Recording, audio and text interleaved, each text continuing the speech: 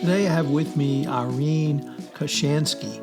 Irene is with the Global Fund to End Modern Slavery. We have a very fascinating discussion about the mission of the fund, what its approach, and how it uses business to fight the international scourge of human trafficking and modern slavery.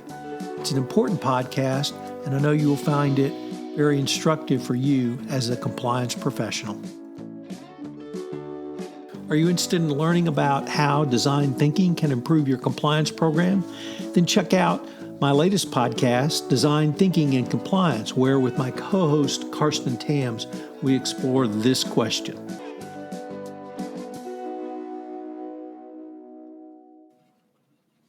Hello, everyone. This is Tom Fox back for another episode. And today I have with me Irene Kaushansky.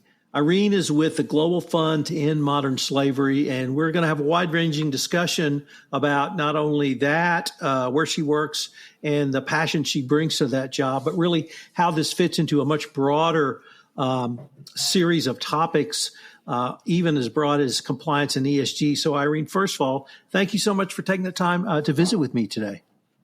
Thanks, Tom. Appreciate being here with you, and hi to all your listeners. So, Irene, could you tell us a little bit about your academic and professional background? Certainly. So not unlike most compliance professionals, I didn't just wake up one morning and realize I wanted to be a compliance officer. I actually studied history and international relations and fully expected that I would seek a career in law next. But instead, I traveled the globe. I hit all 7 continents as a young adult. And my passion for the planet and all the people living in it really drew me to the international development and humanitarian assistance sectors. I've spent more than 15 years now, more than 15 years, it's incredible, working in the international development sector, mostly with nonprofit organizations. And currently, as you mentioned, I'm the Associate Director for Compliance and Operational Integrity with an organization called the Global Fund to End Modern Slavery. Did you travel to Antarctica in your travels? I did, yes. I was fortunate when I was in Argentina. I went to the tip called Tierra del Fuego, and from there, a traveler can take a ferry to the Argentinian partition of Antarctica. So that was pretty cool, my 7th continent, albeit just a toe on there. No, that fully counts. So as a lawyer, I've done contracts on 6 of the 7 continents, and my goal is to at some point, go down and do a contract in Antarctica so that I can say I've done legal work and contracts on all 7 continents. So tell us about your current position at the Global Fund to End Modern Slavery and a little bit about the fund itself. Sure. Well, let me start with the fund. The Global Fund to End Modern Slavery is just that. We are primarily a global fund. Our mission is to bring together many donors and coordinate globally to escalate and scale efforts to end modern slavery. I'm sure listeners want to know why. Why do we do this? We do it because anti-slavery efforts are drastically underfunded. Estimates show that the world spends peanuts combating modern slavery every year, while criminal outfits are earning about $150 billion in illicit profits every year. And this isn't a fair fight. So part of our mission is to change this by bringing more funding in. Beyond mobilizing resources, we work with partners, governments, civil society, survivors, and at-risk communities to develop programs that can affect real change. And what I thought would be useful for listeners is for me to maybe describe the international problem of modern slavery and what that looks and feels like from our vantage point. And some folks might know, but there are over 40 million people living in modern slavery, deprived of fundamental rights, dignities, and freedoms. Tom, more than 70% are women and girls, and 1 in 4 is a child. Despite being illegal everywhere, modern slavery exists almost everywhere, taking various forms of exploitation and abuse like human trafficking, forced labor, debt bondage, forced marriage, and commercial sexual exploitation.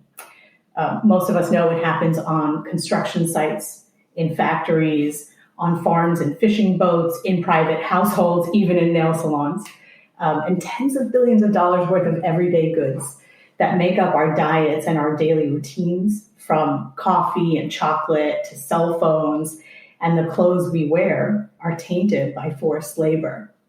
Why is that? Modern slavery persists because millions of people, due to poverty, conflict, or inequality, lack viable alternatives. It persists because it is profitable. Traffickers and organized crime, as I mentioned, they're making an estimated $150 billion per year in profits. And it persists, because existing laws and legal frameworks are not strong enough to stop it. We believe, GFEMS and myself included, that global supply chains play a special role in driving forced labor. And so establishing and maintaining supply chain integrity is really critical to ending forced labor.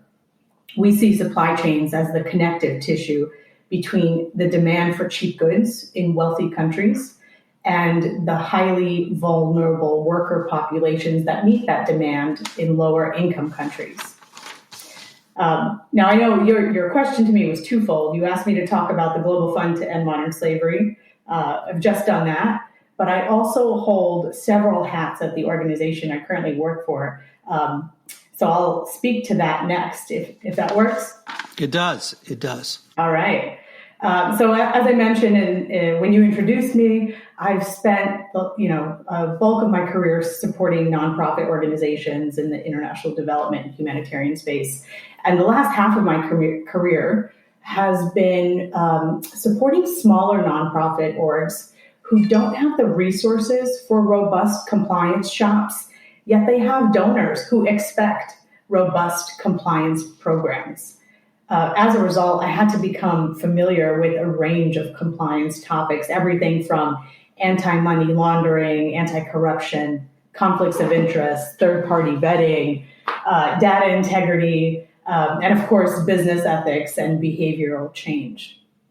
Throughout that decade, I've grown pretty accustomed to being a team of one, holding positions that allow for very holistic vantage points at the nonprofits that I serve. And in order to do that successfully, I spent a lot of time learning from my peers and following trends and developments in the ethics and compliance space to adopt best practices in the nonprofit world. And I think that's something that we don't talk about enough, how compliance professionals work in the nonprofit space. So I run and established and I run the Fund's Integrity and Compliance Program. It is largely designed after the guidelines established by the Department of Justice. So my role oversees staff education, training, and engagement, the establishment and maintenance of policies and procedures, leadership on risk assessments and corporate insurance. I also bear responsibility for reporting, investigations, and remediation. I manage our third-party relationships, and that includes all procurement, grant making, and contracts admin from the support side. So I support our teams who are working on those. I'm also party to audits and compliance reviews, and I serve as a staff resource on legal and regulatory matters. So I know that's a mouthful. It's a lot for one person to do. But when the scale is a little bit smaller in terms of the number of personnel a company has, it can be managed, albeit sometimes I feel like I'm flying the plane and building it at the same time, so that can be a challenge. So you mentioned one of the missions of the fund is to help with funding, but that's only one of the missions. And I know you all work with private corporations to help fight this international scourge. Why is the private sector so critical to this fight, and how does the fund work or your organization work with the private sector to help all of us in this fight? Good question.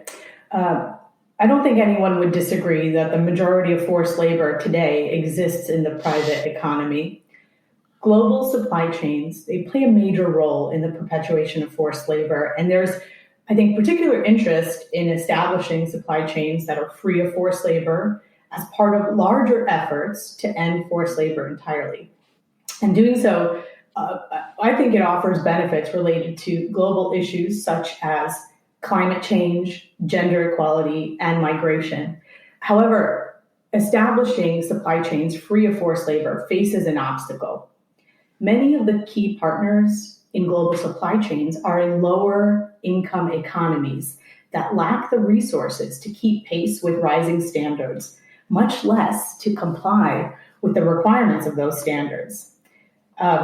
Domestic work accounts for the largest percentage of forced labor exploitation cases, but it also exists in agriculture, construction, manufacturing, food service, hospitality. So much of the food we eat and the clothes we wear are produced by forced labor. So if we are to make real progress in ending modern slavery, we need to engage and partner with the private sector. Now, you had asked how the Global Fund to End Modern Slavery works in this space. So one of the primary ways GFEMS works with the private sector is to develop tools and help companies monitor for forced labor in their supply chains.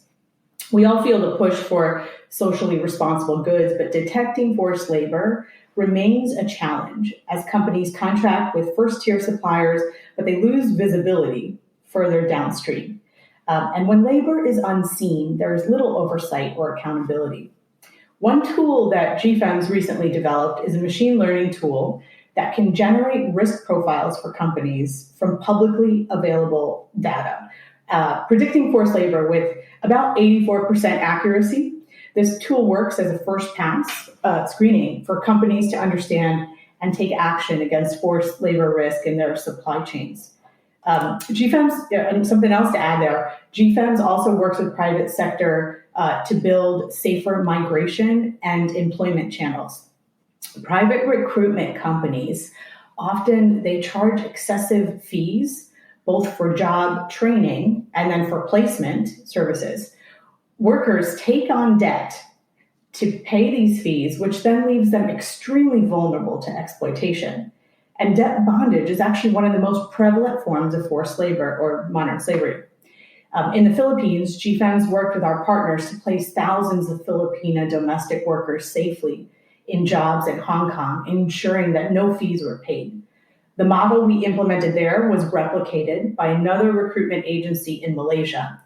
And in India, we supported the establishment of the first agency for ethical recruitment. And what these interventions, Tom, are showing us is that one, ethical business models can be profitable.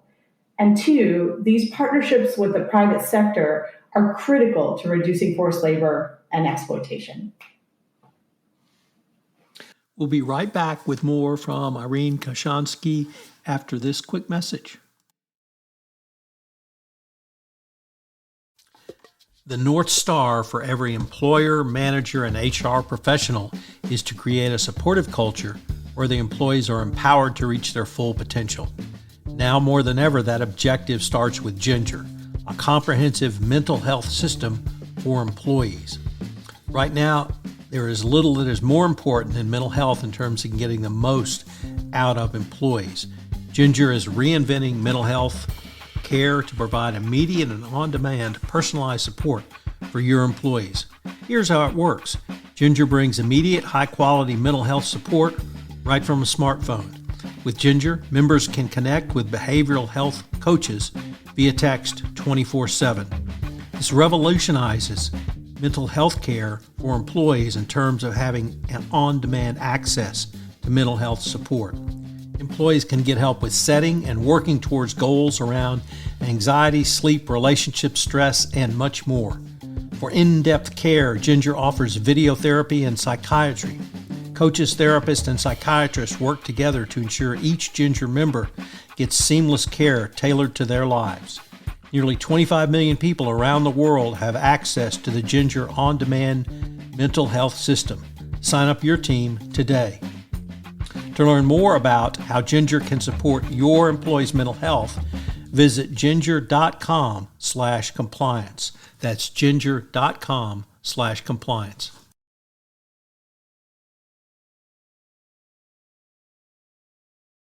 Irene, you've used a term a couple of times, and I want to make sure our listeners understand what that term is. It's clear to you what it is. GFEMS? Yes, thank you. GFEMS is the acronym for the Global Fund to End Modern Slavery, the organization we're talking about today.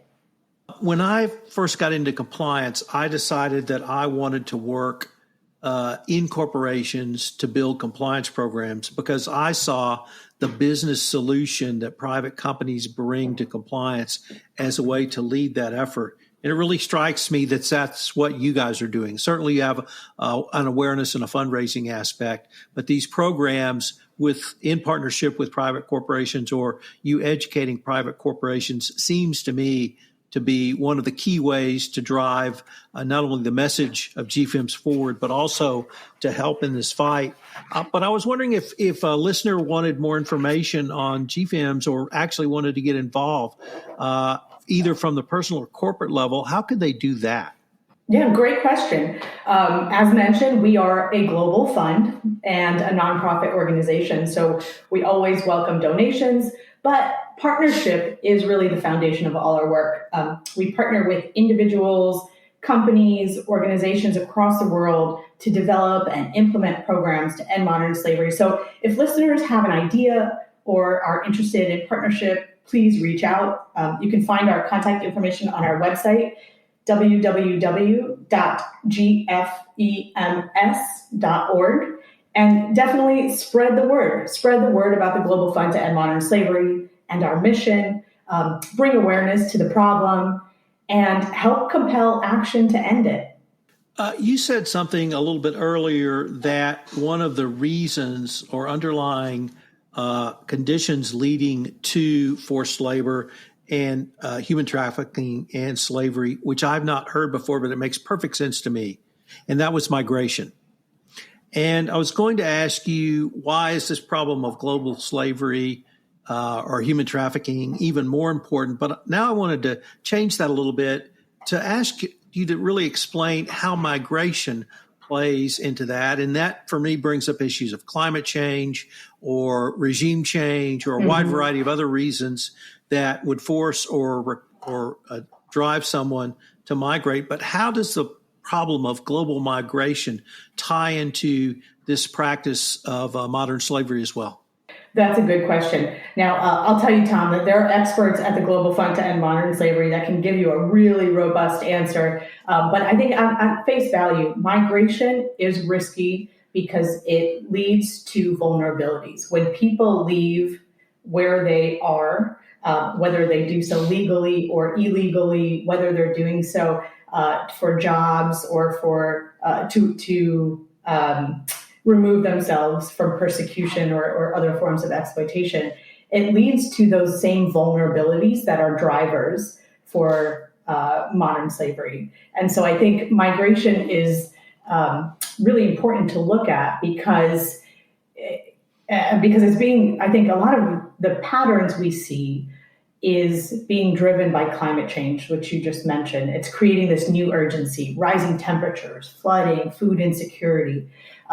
People are leaving where they currently are, going to other places. And oftentimes it might be illegally or under circumstances that are unknown, that could lead to debt bondage, that could lead to other forms of modern slavery.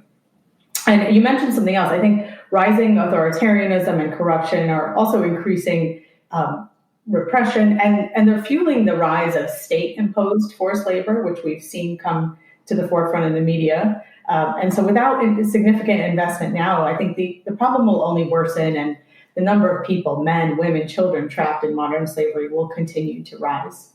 Irene, you mentioned that you've been in the nonprofit space, I think you said as long as 15 years, and that, so I wanted to ask, maybe with the position you have where you've worn so many hats, it's given you a much more holistic view, and having been in this space for quite some time, where do you see the fight against modern global slavery down the road in 2025 or perhaps even beyond?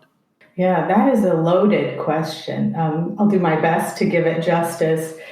Certainly with the pandemic, we've seen numbers rise, and there's no doubt that COVID has had devastating effect on populations that are already vulnerable and on our efforts to combat modern slavery. But Tom, we are hopeful for the future. Right now, we see the rising concern about the integrity of supply chains and the growing movement for socially responsible goods as a really big, important step.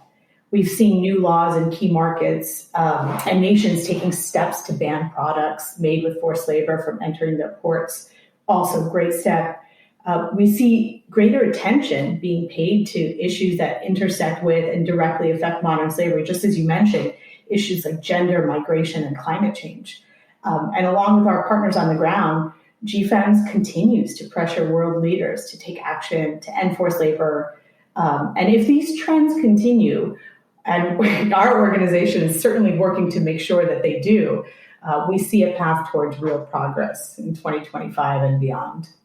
So you touched on a couple of times throughout this presentation, ESG, and I see what you guys are doing directly in the maybe the E and G part of ESG as well. But where do you all see the fight against modern global slavery in the ESG conversation? Yeah, well, promoting human rights and preventing human trafficking, I think, is critical to any ESG program.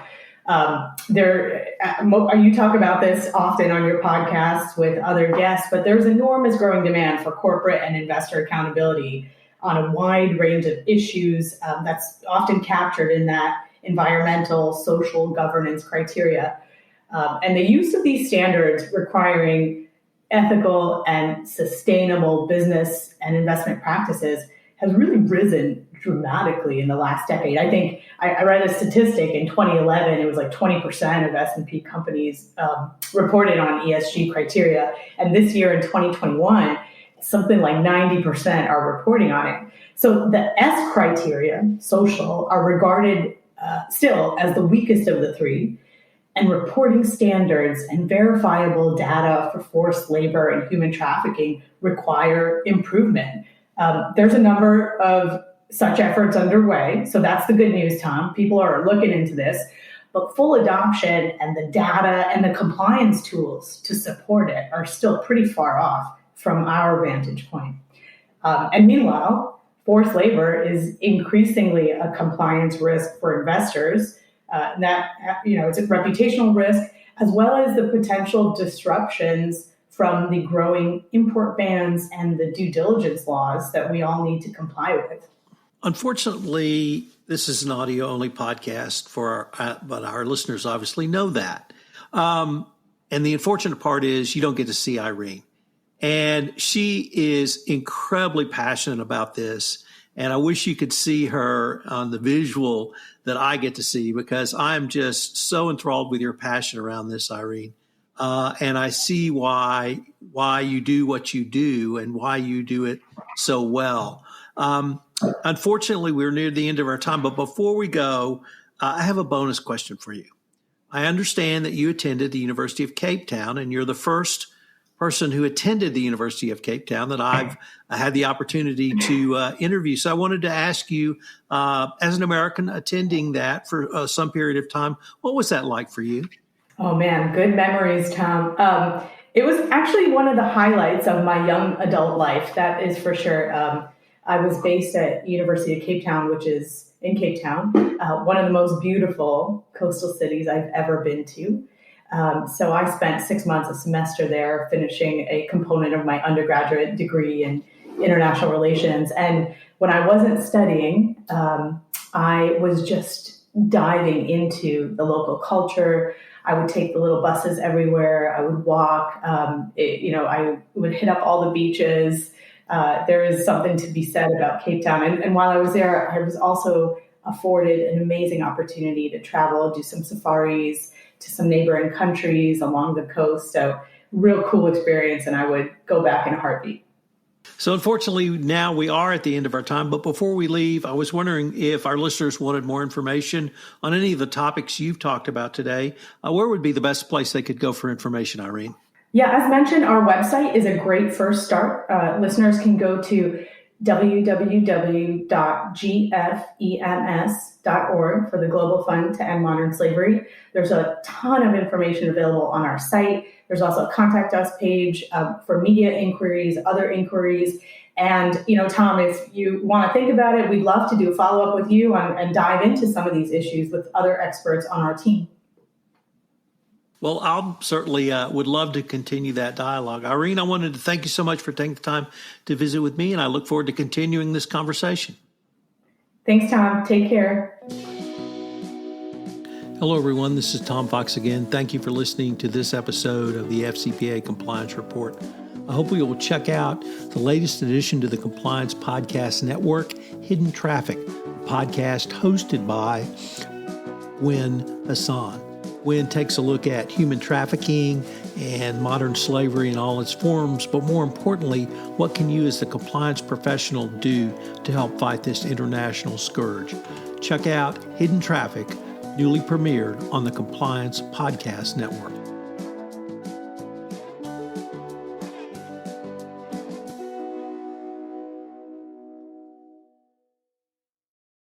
This podcast is a part of the C-Suite Radio Network. For more top business podcasts, visit c-suiteradio.com.